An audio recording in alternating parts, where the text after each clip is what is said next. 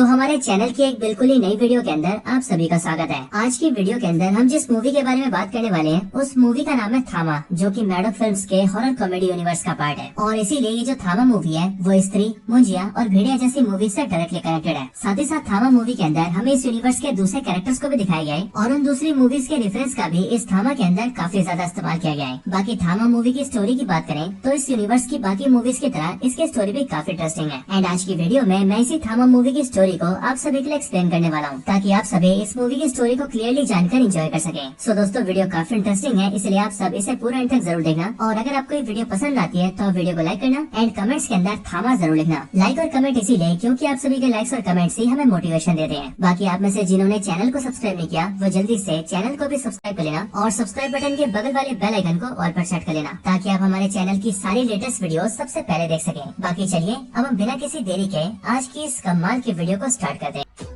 तो दोस्तों, थामा मूवी की स्टार्टिंग होती है आज से कई हजारों साल पहले से, बिल्कुल उस टाइम से जिस टाइम पर अलेक्जेंडर यानी कि सिकंदर पूरी दुनिया को जीतने निकला था। लेकिन जब सारी कंट्रीज को जीतते हुए अलेक्जेंडर इंडिया में आता है, तब इंडिया में रात के समय जंगल को पार करते समय अलेक्जेंडर एंड उसकी पूरी आर्मी के ऊपर कई सारे लोग अटैक कर देते हैं। अटैक करने वाले ये सारे लोग काफी ज्यादा पावरफुल और खूंखार होते हैं। इसके साथ ही इन सबकी आंखें लाल रंग में चमक रही होती है एंड इन सबके दांत भी काफी लंबे होते हैं। और फिर यहीं पर हमें ये पता लगता है कि असल में ये सब लोग कोई आम इंसान नहीं है, बल्कि ये सभी लोग हैं बेताल। और बेताल एक ऐसा क्रीचर होता है जो कि कोई इंसान मरने के बाद बनता है। यहाँ पर हम ये देखते हैं कि यहाँ पर जितने भी बेताल होते हैं उन सभी का लीडर होता है नवाजुद्दीन सिद्दीकी, जिसका इस मूवी के अंदर नाम है यक्षासन। और ये यक्षासन अपने सारे बेतालों के साथ मिलकर सारे लोगों को मार देता है और वो अलेक्जेंडर एंड उसकी आर्मी के सारे लोगों का खून पी जाते हैं। लेकिन अब पास्ट की झलक को देखने के बाद कहानी सीधा प्रेजेंट टाइम में आती है और प्रेजेंट टाइम में कहानी शुरू होती है आयुष्मान खुराना से। हम ये देखते हैं कि आयुष्मान खुराना जो कि इस मूवी के मेन एक्टर है, उनका इस मूवी के अंदर नाम होता है आलोक गोयल। और आयुष्मान खुराना यानी कि आलोक गोयल मूवी के अंदर एक न्यूज रिपोर्टर होते हैं जो कि आजाद न्यूज नाम के एक चैनल के लिए काम करते हैं। अब दोस्तों, अक्सर आपने देखा होगा कि कई सारे न्यूज चैनल्स के जो रिपोर्टर्स होते हैं वो हमेशा ही इंटरेस्टिंग खबरों को ढूंढने की कोशिश करते हैं, और जब उन्हें इंटरेस्टिंग खबर नहीं मिलती तो वो इंटरेस्टिंग खबर बनाने की भी कोशिश करते हैं। अब आलोक गोयल यानी कि आयुष्मान खुराना यहाँ पर बिल्कुल ऐसा ही करता है, जिसके लिए वो एक आम आदमी को 50 रुपए देकर कब्रिस्तान में लिटा देता है और उसके ऊपर रिपोर्टिंग करने लगता है कि ये एक राक्षस है। लेकिन कुछ सेकंड्स बाद ही वो आदमी उठकर भाग जाता है एंड वो कहता है कि वो 50 रुपए में इतनी एक्टिंग करेगा। लेकिन अब क्योंकि इस टाइम पर आलोक गोयल लाइव रिपोर्टिंग कर रहा होता है, इसीलिए न्यूज सामने आ जाती है और आलोक गोयल का सब तरफ मजाक बन जाता है। अब हालांकि इन चीजों से परेशान होकर आलोक गोयल अपने दो दोस्तों के साथ मिलकर ट्रैकिंग करने जाता है। लेकिन जब वो लोग ट्रैकिंग करने आते हैं तब आलोक के फ्रेंड्स उससे कहते हैं कि वो पिछले 2 दिनों से न्यूज वाली बात को लेकर काफी परेशान है। यहाँ तक कि उसने 2 दिनों से अपने सोशल मीडिया पर कोई पोस्ट भी नहीं डाला है, और इसलिए उसके फ्रेंड्स आलोक से कहते हैं कि उसे सोशल मीडिया के ऊपर कोई पोस्ट डालनी चाहिए, क्योंकि ये सब करके उसे काफी अच्छा लगेगा। अब आलोक अपने फ्रेंड्स की बात मान लेता है एंड इसीलिए वो अपने फ्रेंड्स को लेकर सीधा जंगल के अंदर जाने लगता है। और फिर जंगल में काफी अंदर आकर वो एक पेड़ के ऊपर चढ़ जाता है एंड वहाँ से अपनी फोटोज क्लिक करने लगता है। लेकिन आलोक जैसे एक फोटो क्लिक करता है वैसे वो देखता है कि उसकी सेल्फी के अंदर उसके साथ एक भालू भी दिखाई दे रहा है, और इसीलिए जैसी फोटो देखकर वो पीछे मुड़ता है वैसे उसे पता लगता है कि उसके पीछे एक बड़ा सा भालू खड़ा है, जो भालू देखते देखते आलोक के ऊपर हमला कर देता है। और वहाँ पर उस भालू को देखकर आलोक के दोनों फ्रेंड्स उस जंगल से भाग जाते हैं। और रही बात आलोक की, तो वो भालू से बचने के लिए जंगल में और ज्यादा अंदर जाने लगता है। और फिर वहाँ पर आने के बाद आलोक ये देखता है कि उसके सामने पेड़ की टहनियों के बीच में छुपने की जगह है, और इसीलिए बिना देरी किए आलोक उसके अंदर घुस जाता है। एंड क्योंकि भालू उसके पीछे वहाँ पर घुस नहीं पाता है, इसलिए आलोक उससे बच जाता है। अब वहाँ पेड़ के नीचे आने के बाद ही आलोक बेहोश हो जाता है, जिसके बाद अगले पल वहाँ पर रश्मिका मंडाना आती है, जिसका इस मूवी के अंदर नाम होता है ताड़का। ताड़का वहाँ पर आते ही सबसे पहले भालू को भगाती है और फिर उसके बाद वो आलोक को पेड़ के नीचे से बाहर निकाल लेती है। अब एक्चुअली में दोस्तों, ये ताड़का खुद भी कोई इंसान नहीं होती, बल्कि ये होती है एक बेताल। लेकिन मूवी की स्टार्टिंग में हमने देखा था कि बेताल इंसानों पर हमला करके उनका खून पी लेते हैं, लेकिन यहाँ पर उसका बिल्कुल उल्टा होता है। और वो इसीलिए क्योंकि ताड़का आलोक का खून नहीं पीती और वो न ही उस पर हमला करती है, बल्कि जैसे उसे पता लगता है कि आलोक के दिल की धड़कन चल रही है और वो एक इंसान है, वैसे ये बात जानते ही वो आलोक का इलाज करने लगती है और वो उसे हिफाजत से रखती है। आलोक ताड़का के पास कई दिनों तक बेहोश रहता है और ताड़का भी आलोक का कई दिनों तक देखभाल करती है। लेकिन अब इसके बाद आलोक को होश आता है और होश में आने के बाद वो ताड़का से मिलता है एंड उसे ऐसा लगता है कि ताड़का हो ना हो कोई लड़की है जो कि आसपास के किसी गांव में रहती है। यहाँ पर ताड़का और आलोक एक दूसरे को अपना नाम बताते हैं, जिसके बाद आलोक ताड़का से ये भी कहता है कि वो किस तरह से जंगल में फंस गया। बट आलोक की बात सुनकर ताड़का उससे कहती है कि अभी वो आराम करे और जब वो ठीक हो जाएगा तब वो उसे खुद छोड़ कर आएगी।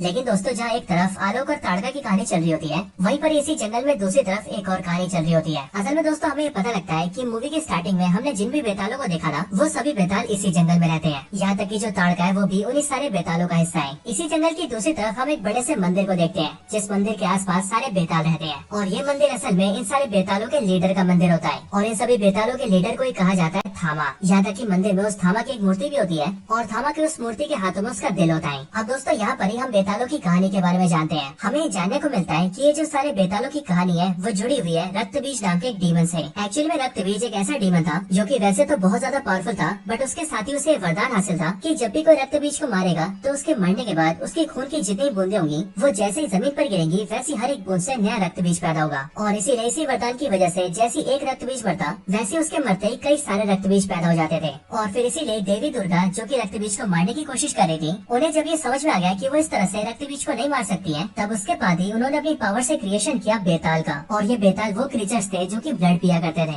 सो फिर इसीलिए बेतालों के क्रिएशन के बाद ही जैसी देवी दुर्गा ने रक्तबीज को मारना स्टार्ट किया, वैसे ही उसकी बॉडी से निकलने वाला सारा ब्लड बेतालों ने कंज्यूम कर लिया एंड फिर इस तरह से रक्तबीज का खात्मा हुआ। और फिर उन सबके बाद ही बेतालों को दुनिया में ही छोड़ दिया गया ताकि वो यहाँ रहकर दुनिया का संतुलन बनाए रखें। और दोस्तों अभी के टाइम पर इन सभी बेतालों का जो लीडर है वो है यक्षासन। लेकिन हम ये देखते हैं कि इस मंदिर के बगल में एक गुफा होती है, जिस गुफा के अंदर यक्षासन को कैद करके रखा गया होता है। और यहाँ पर कई सारे बेताल होते हैं जो कि जंगल के जानवरों को मार मार कर उन्हें यक्षासन के पास देते हैं ताकि यक्षासन उनको कंज्यूम कर सके। लेकिन यक्षासन बार बार उन्हें कंज्यूम करने से मना कर देता है एंड वो उन सबसे कहता है कि वो बस इंसानों के ब्लड को कंज्यूम करेगा। अब हालांकि दोस्तों यहाँ पर इन सारे बेतालों ने अपने लीडर को यानी कि यक्षासन को कैद करके क्यों रखा है, इस बात का आंसर आपको आगे मिलेगा। अब दोस्तों इसके बाद हम फिर से आलोक और ताड़का को देखते हैं जो कि एक दूसरे के साथ मिलकर अपना टाइम स्पेंड कर रहे होते हैं। लेकिन अगले पल हम ये देखते हैं कि वहाँ पर कई सारे बेताल आ जाते हैं जो कि आलोक को ढूंढते हुए वहाँ पर पहुँचे होते हैं। और इसीलिए वो लोग बिना देरी किए आलोक को लेकर सीधा अपने मंदिर तक पहुँचते हैं, जहाँ पर उन सबके साथ ही ताड़का भी जाती है। अब इसके बाद आलोक को जैसे ही बेतालों के मंदिर के पास लाया जाता है, वैसे वहाँ पर हम ये देखते हैं कि वहाँ पर सभी बेतालों के साथ साथ उनका पुरोहित भी होता है। और इस बेतालों के पुरोहित को प्ले किया है एक्टर राज प्रेमी ने, जिनका इस मूवी के अंदर नाम है रक्तक्ष। अब रक्तक्ष के सामने लाकर इस बात का प्रस्ताव रखा जाता है कि आखिरकार उन्हें आलोक को छोड़ देना चाहिए या फिर कैद कर लेना चाहिए, क्योंकि एज ऑफ कोर्स आलोक कोई बेताल नहीं है बल्कि वो एक इंसान है और वो बिना परमिशन के बेतालों की टेरिटरी में घुस आया है। अब यहाँ पर रक्तक्ष ये फैसला करता है कि वो आलोक को बंदी बनाकर रखेगा और आलोक का क्या करना है वो इस बारे में आगे सोचेगा। लेकिन दोस्तों रक्तक्ष जिन लोगों को आलोक को बंदी बनाने के लिए कहता है, वो लोग आलोक को काल कोठरी में डालने की बजाय सीधा उसे गुफा में डाल देते हैं, वो भी उस गुफा में जिस गुफा के अंदर यक्षासन होता है। और वो लोग ऐसा इसीलिए करते हैं क्योंकि वो लोग यक्षासन के काफी लॉयल होते हैं। अब वो लोग जैसे आलोक को यक्षासन की गुफा में फेंकते हैं, वैसे आलोक अपने सामने यक्षासन को देखकर काफी डर जाता है। लेकिन यक्षासन उसे देखकर काफी खुश होता है और वो आलोक से कहता है कि उसने 75 सालों से किसी भी ह्यूमन का ब्लड कंज्यूम नहीं किया है, लेकिन आज अब फाइनली जाकर वो एक ह्यूमन का ब्लड कंज्यूम करेगा। लेकिन यहाँ पर यक्षासन आलोक के साथ कुछ कर पाता कि उससे पहले हमें देखते हैं कि बाहर खड़ी ताड़का इस बारे में जान जाती है और इसीलिए वो जल्दी से फ्लाई करके गुफा के अंदर आती है और वो आलोक को यक्षासन से बचाकर उसे लेकर वहाँ से उड़ जाती है। ये देखकर यक्षासन के जो लॉयल बेताल होते हैं वो जल्दी से उन दोनों का पीछा करते हैं, लेकिन ताड़का आलोक को लेकर भागते भागते सीधा जंगल के टेरिटरी के कोने में आ जाती है। अब वहाँ पर आकर वो आलोक से कहती है कि वो जल्दी से इस जंगल से बाहर चला जाए, क्योंकि जैसे आलोक जंगल के बाहर जाएगा वैसे बेताल उसका कुश्ती बिगाड़ पाएंगे। और ऐसा इसीलिए क्योंकि बेतालों के कई सारे नियम है और उन्हें उन नियमों को मानना ही पड़ता है। एंड उन्हीं सारे नियमों में से एक नियम ये भी है कि वो लोग इस जंगल से बाहर नहीं जा सकते हैं और इसीलिए आलोक के पीछे कोई भी बेताल नहीं आएगा। लेकिन आलोक अकेले जाने से मना कर देता है एंड वो ताड़का से कहता है कि अगर वो अकेले यहाँ से गया और उसने ताड़का को यहीं पर छोड़ दिया तो उसके सारे बेताल जो कि अब ताड़का के खिलाफ हो चुके हैं वो उसे एक बंदी बना लेंगे। और इसीलिए वो ताड़का से कहता है कि वो उसके साथ चले।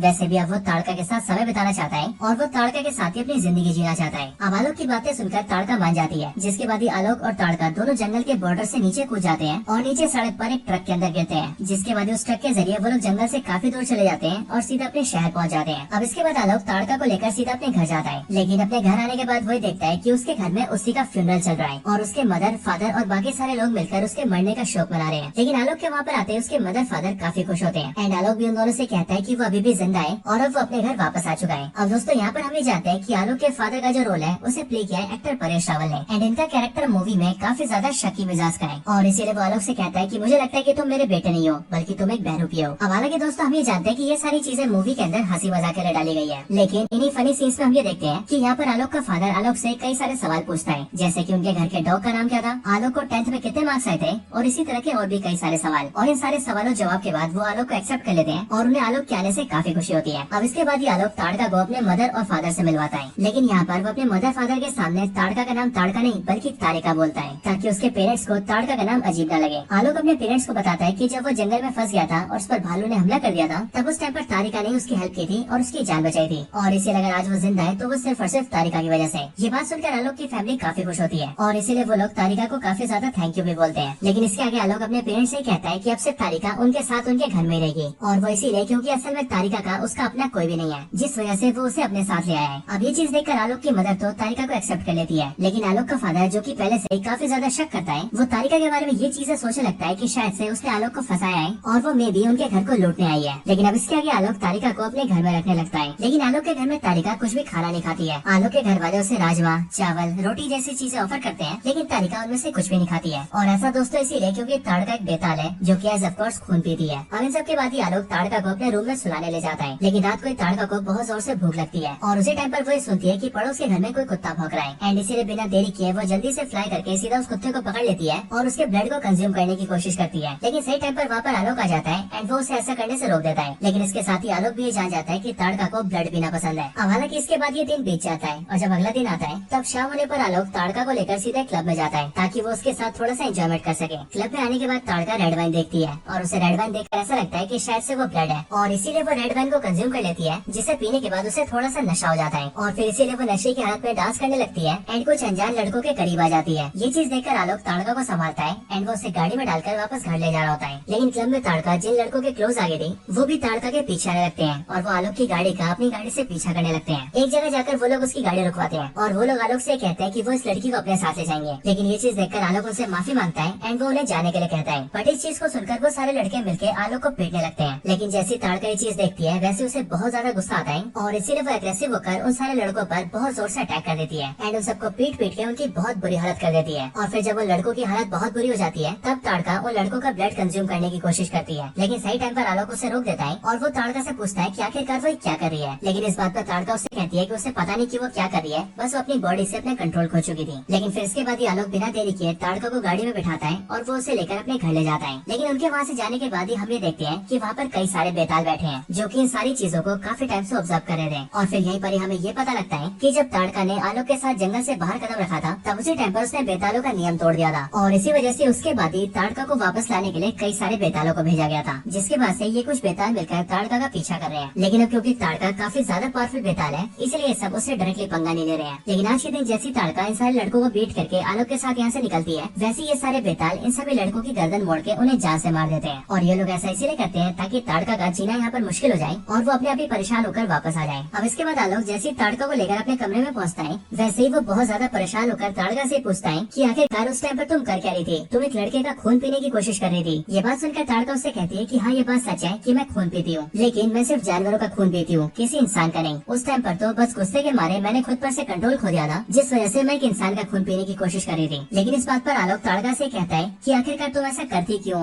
और क्यों तुम ब्लड पीती हो, कहीं ऐसा तो नहीं कि तुम कोई वैम्पायर हो। ये बात सुनकर ताड़का उसे बता दिया कि मैं कोई वैम्पायर नहीं हूँ, लेकिन मैं एक बेताल हूँ। और बेताल एक्चुअली में ऐसे क्रीचर्स होते हैं जो कि इंसान तो नहीं होते बट वो इंसान की तरह दिखते हैं और पावर्स में काफी ज्यादा पावरफुल होते हैं। बेताल बहुत तेज मूव कर सकते हैं, वो हवा में फ्लाई कर सकते हैं, उनकी स्ट्रेंथ बहुत ज्यादा होती है और इन सब के भी ऊपर वो सर्वाइव करने के लिए ब्लड कंज्यूम करते हैं। ये सभी बोलने के बाद ताड़का आलोक को बेतालों की स्टोरी भी बताती है कि आखिरकार बेताल कैसे एग्जिस्टेंस में आए। और ये सारी स्टोरी बताने के बाद वो आगे आलोक से कहती है कि हम सभी बेताल बीते हजारों सालों से ह्यूमंस का ब्लड कंज्यूम करते आ रहे थे, लेकिन हम ऐसे किसी भी ह्यूमन का ब्लड कंज्यूम नहीं करते, बल्कि हम सिर्फ उसी ह्यूमन का ब्लड कंज्यूम करते थे जो कि बहुत ज्यादा गुस्सैल हो और बुरे काम करता हो, और उन बुरे इंसानों को मारकर उनका ब्लड कंज्यूम करके हम दुनिया में बैलेंस बनाकर रखते थे। लेकिन ये सारी चीजें बदल गई साल 1947 में। साल 1947 में जब हमारा देश आजाद हुआ तब उस टाइम पर बॉर्डर डिस्प्यूट्स की वजह से काफी सारे राइट्स हुए और उन सारे राइट्स में हजारों लोगों ने अपनी जान गंवा दी। और जब उस पूरे कत्लेआम को हम लोगों ने अपनी आंखों से देखा तब हमें ये पता लगा कि हम जिन ह्यूमंस को मारकर उनका ब्लड कंज्यूम करते हैं वो तो हमसे भी ज्यादा खतरनाक है और ये सब इतने बेरहम है कि वो किसी को मारने से पहले एक बार भी नहीं सोचते हैं। और फिर इसीलिए उस दिन हम सारे बेतालों ने फैसला किया कि आज के बाद से हम किसी भी ह्यूमन का ब्लड कंज्यूम नहीं करेंगे, क्योंकि ह्यूमंस का ब्लड कंज्यूम करने से हो ना हो हम भी उनके जैसे हो जाएंगे, जो कि हम कभी नहीं चाहते थे। और फिर इसीलिए उस दिन से हम बेतालों का नियम बन गया कि हम किसी भी ह्यूमन का ब्लड कंज्यूम नहीं करेंगे। अब इस नियम को हम सारे बेतालों ने माना सिवाय एक के, और वो एक था हम सारे बेतालों का लीडर यानी कि यक्षासन, जिसे तुमने कैद में देखा था। वो असल में हम सारे बेतालों का लीडर है और उसने हम में से बहुत सारे बेतालों को इंसानों से बेताल भी बनाया है। असल में अगर कोई बेताल किसी ह्यूमन का सारा ब्लड कंज्यूम कर ले तो वो ह्यूमन मर जाएगा, लेकिन अगर वो ह्यूमन का सारा ब्लड कंज्यूम ना करे या सिर्फ वो उस ह्यूमन को काट कर भी छोड़ दे तो इस तरीके से उस इंसान को भी बेताल बनाया जा सकता है। और ऐसा करके यक्षासन ने कई सारे इंसानों को बेताल बना रखा है। यक्षासन को ह्यूमंस का ब्लड बहुत पसंद है और इसीलिए नियम बनने के बाद भी उसे नियम को मान माना नहीं और वो लगातार इंसानों का ब्लड कंज्यूम करने लगा। साथ ही साथ वो कई सारे नए नए बेतालों को भी बनाता गया और उसका तो ये मकसद बन गया कि वो दुनिया के सारे इंसानों को बेताल बना दे और पूरी दुनिया के ऊपर राज करना शुरू कर दे। लेकिन फिर ये सब देखकर हम सारे बेतालों ने उसे रोका, जिसके बाद हम सबके जो पुरोहित है यानी कि रक्तक्ष, उन्होंने अपनी शक्तियों का इस्तेमाल करके यक्षासन को कैद कर दिया और उसे बेड़िया पहनाकर गुफा में डाल दिया। जिसके बाद तब से लेकर अब तक यानी कि 75 सालों से भी ज्यादा से वो उसी गुफा में कैद है। लेकिन असल में जब यक्षासन को कैद किया जा रहा था तब उस टाइम पर उसने एक शर्त रखी थी और उसने हम सब बेतालों से ये कहा था कि वो अभी तो कैद में जा रहा है, लेकिन अगर आगे चलकर कोई दूसरा बेताल भी नियम तोड़ता है और उसकी तरह अगर कोई दूसरा बेताल भी किसी इंसान को बेताल बनाता है तो फिर उस दिन के बाद से यक्षासन यानी कि मैं आजाद हो जाऊंगा। लेकिन फिर इन सब के बाद ही यक्षासन को गुफा में कैद कर दिया जाता है कि तुम हम सारे बेतालों के पूर्वज हो और तुमने हम सबको बनाया है, एंड इसी वजह से जब तक तुम गुफा में कैद रहोगे तब तक हम तुम्हें जानवरों की बलि देते रहेंगे ताकि तुम्हें जानवरों का खून मिलता रहे। अब इसके बाद ही ताड़का की स्टोरी खत्म होती है और वो आलोक को बताती है कि ये सारी बातें सच है। इसके साथ ही वो आलोक को ये भी दिखाती है कि उसके सीने में कोई दिल नहीं है। जो सारी चीजें देखकर आलोक को सारी बातों पर भरोसा हो जाता है। लेकिन अब इसके अगले पल उनके घर में पुलिस आती है एंड यहाँ पर हम ये जानते हैं कि पुलिस इंस्पेक्टर और कोई नहीं बल्कि पंचायत सीरीज के प्रहलाद चाचा है। पुलिस इंस्पेक्टर यहाँ पर इनके घर आकर आलोक से कहता है कि अभी कुछ टाइम पहले हमें एक जगह पर कई सारे लड़कों की लाश मिली है और अब क्योंकि सीसीटीवी कैमरे से हमने देखा है कि आपकी गाड़ी वहाँ से गुजरी है, इसलिए हम यहाँ पर आपसे पूछताछ करने आए हैं। इसके बाद ही वो इंस्पेक्टर घर में ताड़का को भी देखता है और ताड़का को देखकर वो सभी से कहता है कि उसे इस लड़की से अकेले कमरे में बात करनी है और फिर ये बोलकर वो ताड़का को लेकर एक रूम में जाता है और रूम को क्लोज कर देता है। लेकिन कमरा बंद करते ही हमें पता लगता है कि वो इंस्पेक्टर भी असल में बेताल है जो कि ताड़का को अपनी आइडेंटिटी दिखाता है एंड वो उसे बताता है कि वो भी बेताल है जो कि काफी टाइम से इंसानों के बीच रहकर बैलेंस बनाने की कोशिश कर रहा है ताकि कोई भी इंसान बेतालों के बारे में जान न पाए। लेकिन आज के दिन ताड़का ने उन सारे लड़कों को मारकर ठीक नहीं किया और अच्छा हुआ कि हद से हद ताड़का ने उन लड़कों को गर्दन तोड़ के मारा, क्योंकि अगर इसकी बजाय वो लड़कों का ब्लड कंज्यूम कर लेती तो फिर उसकी वजह से बहुत बड़ा बवाल हो सकता था। ये बात सुनकर ताड़का इंस्पेक्टर को बताती है कि उसे याद नहीं कि उसने उन लड़कों को जान से मारा या नहीं, बस उसे तो सिर्फ इतना याद है कि वो लड़की आलोक को पीट रहे थे, जो देखकर उसे बहुत ज्यादा गुस्सा आया और गुस्से में बेकाबू होकर उसने उस लड़कों पर हमला करा। ताड़का की बात सुनकर इंस्पेक्टर उससे कहता है कि उसका यहाँ पर रहना ठीक नहीं है और इसीलिए ताड़का को जल्द से जल्द बेतालों के जंगल वापस चले जाना चाहिए, क्योंकि अगर ताड़का और टाइम तक यहाँ पर रहती है तो फिर इसकी वजह से आलोक और उसकी फैमिली पर भी जान का खतरा आ सकता है। अब इंस्पेक्टर ताड़का को ये बातें बोलकर वहाँ से चला जाता है। जिसके बाद जब आलोक ताड़का से अकेले में बात करने आता है तब ताड़का इंस्पेक्टर की कई भी बात उसे बताती है और फिर वो आलोक से कहती है कि वो यहाँ से जा रही है क्योंकि उसके यहाँ पर रहने की वजह से आलोक एंड उसकी फैमिली पर खतरा आ सकता है। ताड़का की बात सुनकर आलोक उसे रोकने की कोशिश करता है, लेकिन ताड़का उससे कहती है कि वो यहाँ से जाकर ही रहेगी। जिसके बाद हम ये देखते हैं कि आलोक उसे अपनी गाड़ी में बिठाता है और वो उसे बस में बिठा देता है ताकि वो अपनी मंजिल तक जा सके। लेकिन ताड़का जैसी बस में बैठकर जाने लगती है वैसे कुछ टाइम बाद ही आलोक अपनी गाड़ी से उसका पीछा करता है और वो खिड़की से ताड़का से कहता है कि वो रुक जाए और प्लीज ना जाए, क्योंकि अगर ताड़का चली गई तो आलोक रह नहीं पाएगा। अब हालांकि इन दोनों की यहाँ पर बातचीत चली रही होती है कि तभी हम ये देखते हैं कि ड्राइविंग पर ध्यान न देने की वजह से आलोक का एक्सीडेंट हो जाता है और उसकी गाड़ी पूरी तरह से पलट जाती है, जिस वजह से आलोक को गाड़ी में बहुत ज्यादा चोट लगती है। ये देखकर ताड़का जल्दी से बस रुकवाती है और वो फटाफट से आलोक के पास जाती है। जिसके बाद वो जल्दी से आलोक को गाड़ी से बाहर निकालती है एंड वो देखती है कि आलोक की हालत बहुत ज्यादा खराब है और आलोक देखते ही देखते उसके सामने मरने लगता है। अब ताड़का के पास आलोक को बचाने का और कोई भी रास्ता नहीं होता है एंड इसी वजह से वो आलोक को काट लेती है और आलोक को काट के उसे एक बेताल बना देती है। इधर ये खबर जैसे आलोक के पेरेंट्स को पता लगती है वैसे वो लोग भी आलोक को जल्दी से हॉस्पिटल में भर्ती करते हैं और हॉस्पिटल में जल्दी से डॉक्टर्स उसका आईसीयू में इलाज करते हैं। लेकिन सारी कोशिशों के बाद भी डॉक्टर्स आलोक को बचा नहीं पाते, जिसके बाद डॉक्टर्स आलोक के पेरेंट्स को बताते हैं कि आलोक मर चुका है। ये बात सुनकर आलोक के पेरेंट्स बहुत ज्यादा रोने लगते हैं। लेकिन दोस्तों अगले पल हम आईसीयू में देखते हैं कि ताड़का के काटने का असर अब आलोक पर होने लगता है और इसीलिए धीरे धीरे करके उसके सारे जख्म भरने लगते हैं और वो फिर से जिंदा हो जाता है और वो बन जाता है एक बेताल। बेताल बनते ही आलोक को खून की तड़प होती है और इसीलिए वो जल्दी से हॉस्पिटल के ब्लड बैंक में जाता है और वहाँ पर आकर 2-3 थैली खून पी जाता है। लेकिन फिर इसके बाद आलोक के पेरेंट्स को भी पता लगता है कि आलोक जिंदा है एंड फिर इसीलिए वो लोग आलोक को लेकर सीधा घर जाते हैं और आलोक को उसके कमरे में सुला देते हैं। अब अगली सुबह जब आलोक की आँख खुलती है तब वो देखता है कि उसे धूप की रोशनी से थोड़ी सी जलन हो रही है, लेकिन इसके साथ ही वो ये भी नोटिस करता है कि उसके सीने में उसका दिल धड़कना बंद कर चुका है। इन सारी चीजों के बारे में आलोक ताड़का से पूछता है, जिस पर ताड़का उसे बताती है कि असल में अब आलोक भी एक बेताल बन चुका है और उसे बेताल खुद ताड़का नहीं बनाया है और अब क्योंकि वो अभी नया नया बेताल बनाए इसीलिए भी कुछ दिन उसे धूप से थोड़ी सी तकलीफ होगी, लेकिन धीरे धीरे करके उसे आदत पड़ जाएगी, जिसके बाद वो धूप में बाहर निकल पाएगा। ये बात सुनकर आलोक बहुत ज्यादा घबरा जाता है और वो ताड़का से पूछता है कि आखिरकार उसने उसे बेताल क्यों बनाया, जिस पर ताड़का उसे समझाती है कि जब उसका एक्सीडेंट हुआ था तब उस टाइम पर आलोक धीरे धीरे करके मरता जा रहा था और इसीलिए अगर ताड़का उसे बेताल न बनाती तो आलोक की जान चली जाती। अब इन चीजों के बाद आलोक धीरे धीरे करके अपने इस नए रूप को एक्सेप्ट कर लेता है, जिसके बाद ताड़का आलोक को उसकी पावर्स के बारे में बताती है और कई दिनों तक उसे उसकी पावर्स की ट्रेनिंग करवाती है, जैसे कि सही से कैसे चलना है, कैसे तेजी से मूव करना है,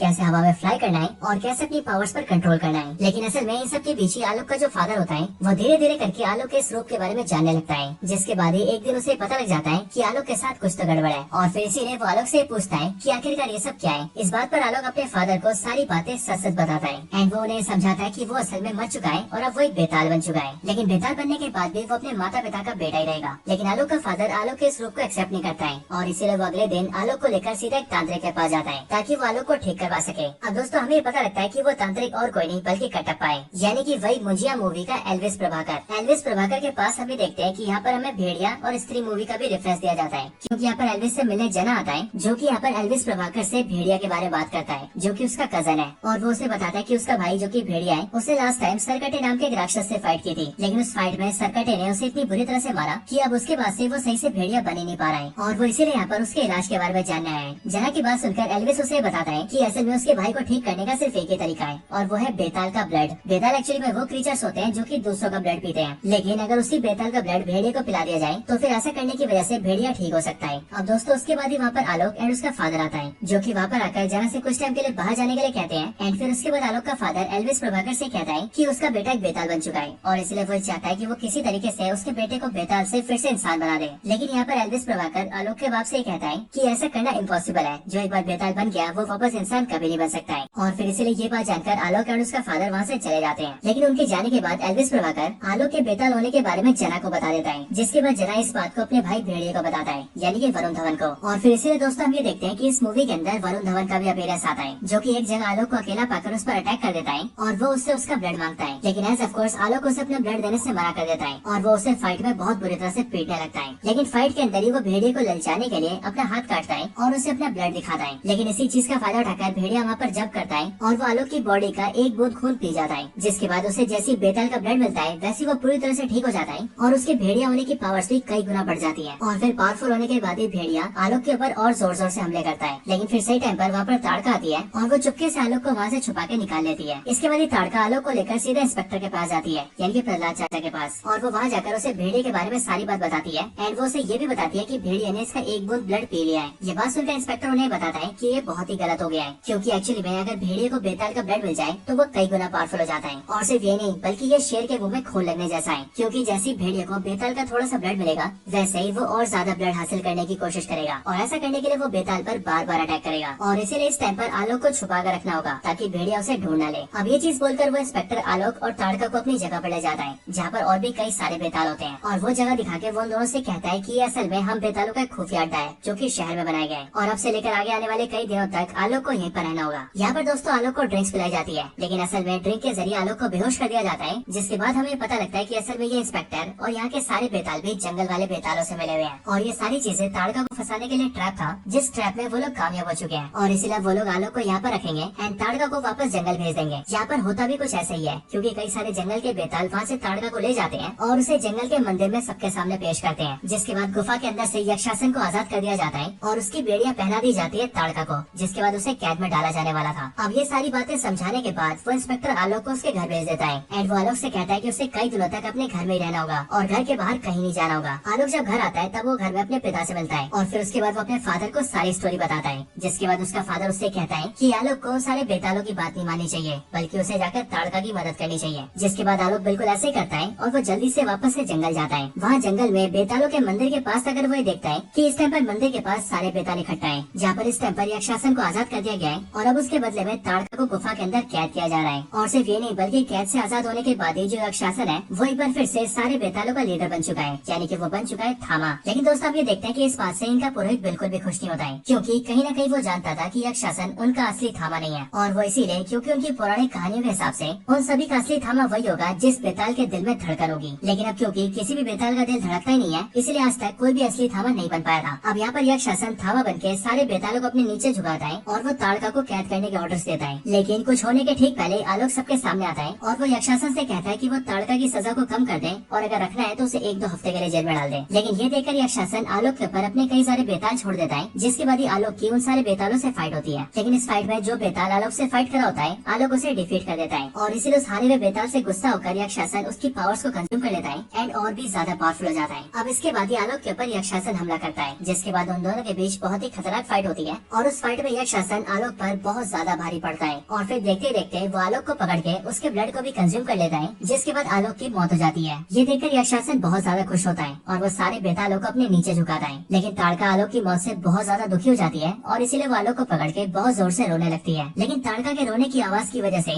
बेतालों के मंदिर में जो थामा की मूर्ति होती है, उस मूर्ति के हाथों में रखे हुए दिल से एक शक्ति निकलती है, जो शक्ति सीधा घुसती है आलोक के अंदर। और फिर उन शक्तियों की वजह से आलोक न सिर्फ जिंदा हो जाता है, बल्कि वो पहले से कई गुना पावरफुल हो जाता है। और सिर्फ यही नहीं, बल्कि आलोक के सीने का दिल भी धड़कने लगता है। और फिर इसीलिए आलोक पहला ऐसा बेताल बनता है जिसके सीने का दिल धड़क रहा है। एंड इसी वजह से आलोक ही असली थामा बन चुका है। आलोक को वापस जिंदा देखकर यक्षासन उस पर फिर से हमला करता है, लेकिन इस बार अपनी नई पावर्स के साथ आलोक उसे डिफीट कर देता है और एक बार फिर से यक्षासन को एक गुफा के अंदर कैद करके रख देता है। इन सब के बाद बेतालों का पुरोहित यानी कि रक्तक्ष सारे बेतालों के सामने इस बात की घोषणा करता है कि अब से आलोक ही उन सबका नायक है, यानी कि वही है उन सबका थामा। लेकिन अब इसके बाद इस मूवी के एंड वाले सीन में हम ये देखते हैं कि जब रक्षासन गुफा के अंदर कैद बैठा होता है, तब फिर उसी टाइम पर उसके सामने सरकट आता है और वो रक्षासन को कैद से छुड़ाकर अपने साथ ले जाता है। अब इन सब के बारे में जैसी बाकियों को पता लगता है, वैसे आलोक, ताड़का, राजपुरोहित और बाकी सब लोग मिलकर वहाँ पर जाते हैं और वहाँ पर आकर वो लोग ये देखते हैं कि रक्षासन कैद से भाग चुका है। ये देखकर राजपुरोहित आलोक से कहता है कि अब वो यहाँ से जाकर सीधा इंसानों का ब्लड कंज्यूम करेगा और काली शक्तियाँ हासिल करेगा, जिस वजह से वो बहुत ज्यादा पावरफुल हो जाएगा। बट इस बात पर आलोक उससे कहता है कि वो कितना ही पावरफुल हो जाए, वो उसे डिफीट करेगा। लेकिन आलोक की बात सुनकर राजपुरोहित उसे समझाता है कि ये करना इतना भी आसान नहीं होगा और इसीलिए अगर आलोक को रक्षासन को डिफीट करना है, तो फिर आलोक को रक्षासन से भी ज्यादा पावरफुल बनना होगा। पर आलोक उससे पूछता है कि आखिरकार वो इतना पावरफुल कैसे बन सकता है, जिस पर राजपुरोहित उसे बताता है कि अब आलोक को भेड़िए का खून पीना होगा, क्योंकि भेड़िए का खून पी गई वो और ज्यादा पावरफुल बनेगा। लेकिन दोस्तों, अब जहाँ एक तरफ आलोक भेड़िए का खून पीने के लिए तैयार है, वहीं पर ही दूसरी तरफ हम ये देखते हैं कि अब भेड़िया भी आलोक को ढूंढता हुआ वहाँ पर आ चुका है और अब इसीलिए आने वाली मूवीज के अंदर ये दोनों एक दूसरे से टकराने वाले हैं। बट दोस्तों, इसके साथ ही ये पूरी मूवी यहीं पर एंड हो जाती है। तो दोस्तों, यही थी वीडियो थामा मूवी की स्टोरी के ऊपर। आप सभी को इस मूवी की स्टोरी और हमारी ये वीडियो कैसी लगी, ये आप मुझे कमेंट्स में जरूर बताना। और अगर आपको वीडियो थोड़ी सी भी पसंद आई हो तो आप वीडियो को लाइक करना और कमेंट्स के अंदर थामा जरूर लिखना। बाकी जिन्होंने चैनल सब्सक्राइब नहीं किया वो जल्दी से चैनल को सब्सक्राइब कर लेना, ताकि आप इसी तरह से हमारे चैनल की सारी लेटेस्ट वीडियोस को सबसे पहले देखते रहें। बाकी मैं आपसे मिलता हूँ ऐसी किसी और बेहतरीन वीडियो में, तब तक के लिए गुड बाय।